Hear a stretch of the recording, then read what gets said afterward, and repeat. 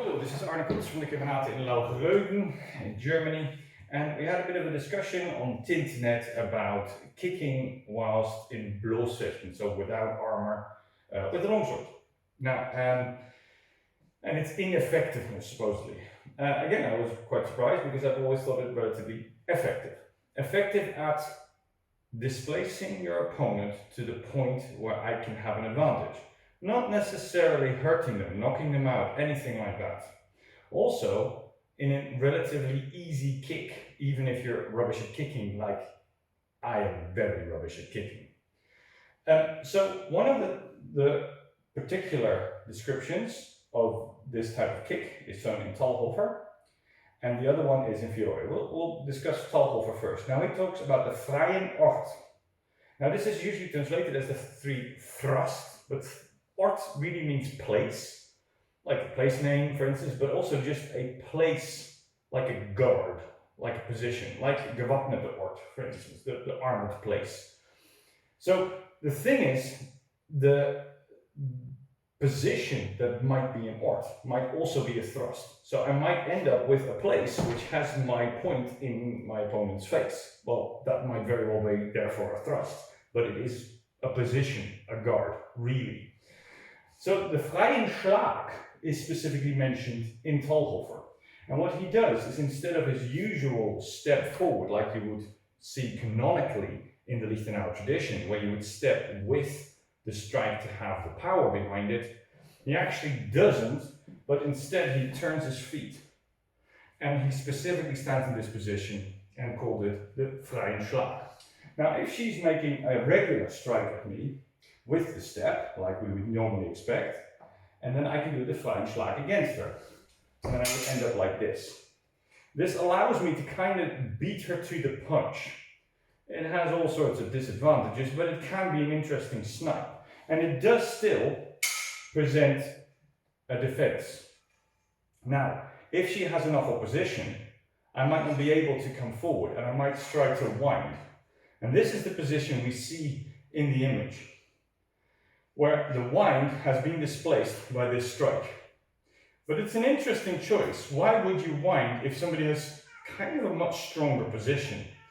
And then there is the kick to the stomach, and then you can strike over the top.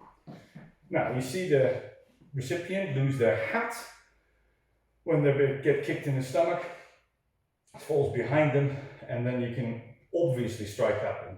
This is remarkably easy to do in sparring. I've done it many, many times over the years. Now, the interesting thing is that when I wind like that, it makes a difference. So if I just do the strike and then I do the wind, in this wind I can do this little thing with my hips. This is key. Moving my weight over my left foot so that now my right foot is completely free. And this makes this kick much easier. And obviously has more range. It just works better, and it's much easier to place. Now I managed to kick her stomach like in the picture. Now, Fiore also mentioned this. Again, interestingly, the strike he does is with the left foot forward, and then he kicks slightly lower, more to the hip joint. And again, you can strike from there. And he talks specifically about how you need to be quick to counter it by grabbing the leg. Obviously, when you start kicking, your opponent might grab the leg and do all sorts of things. Everything has a counter, and a counter is mentioned. So if I do this, she might grab my leg. So I'm coming over here, I'm doing this, and she might grab my leg. And this might be very bad for me, especially if I can't get my foot between her legs. She could do all sorts of nasty things to me. But he specifically says you need to be quick. Well, don't you always need to be quick? For every technique, to some degree you do. What I'm trying to do with this forward push is to slow her down. So with the freien schlag, not only am I beating her to the punch, but this forward push is to slow her hands down in letting go. And that allows me to do this and then strike her. And you can see that I'm not really hurting her with a punch-like kick, it's more a push. But you can see the whiplash through her whole body, and thereby the displacement that allows me an opportunity to potentially strike, thrust, do whatever. The thing is that this forward push is really important in the actual material. We see this in many places. For instance, I think it's Zinnig, I might be wrong. One of the German ones has this typical one where you reach all the way around and grab your own elbow. Now, if I do it like this, like I just did, when I'm reaching like this, you're never gonna make it. This is never gonna happen unless they stand still and wait for you to do it.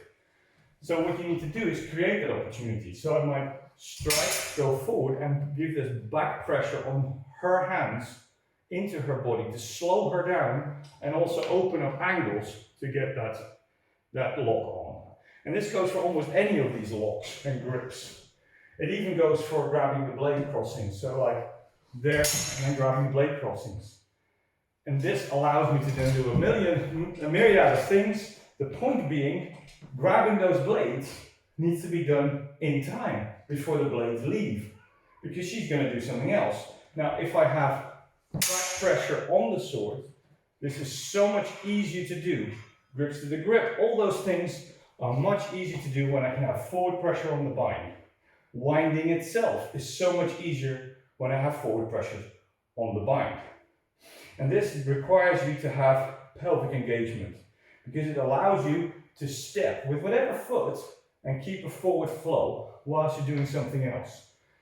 And this pelvic engagement is specifically mentioned in the sources to be mass, especially in Codex Wallenstein is specifically mentioned this. So if you have mass with your strike, even a freien schlag, which is kind of a snipe, then I can do these kicks relatively easily, if you want to call them a kick. So there, forward push, and then through, and then the strike, whatever works.